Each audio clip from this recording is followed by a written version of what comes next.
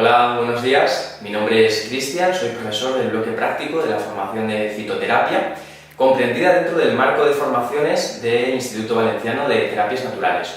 Hoy estoy aquí para contaros un poco sobre la importancia de las prácticas dentro de la formación de fitoterapia.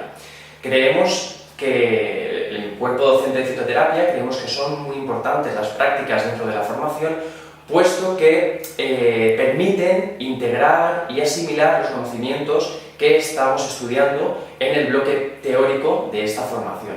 Por un lado, en las prácticas de fitoterapia realizamos lo que denominamos prácticas de gabinete.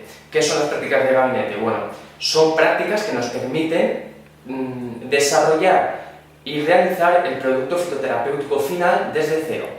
Es decir, con el material vegetal y con los componentes básicos principales, pues aceites, alcoholes, agua y demás. Entonces, en estas prácticas desarrollamos una multitud de productos, pues, por ejemplo, como cataplasmas, maceraciones, oleatos, decocciones y demás preparados fitoterapéuticos.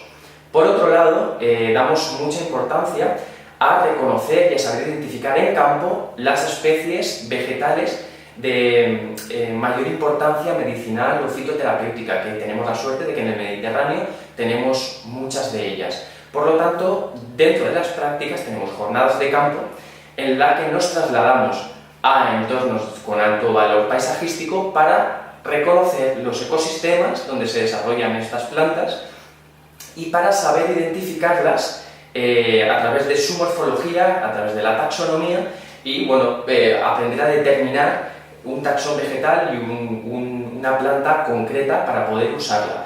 Del mismo modo, aprendemos cómo recolectar esta planta, cómo procesarla y cómo está el marco legal para poder desarrollar esta actividad en el campo sin tener ningún problema.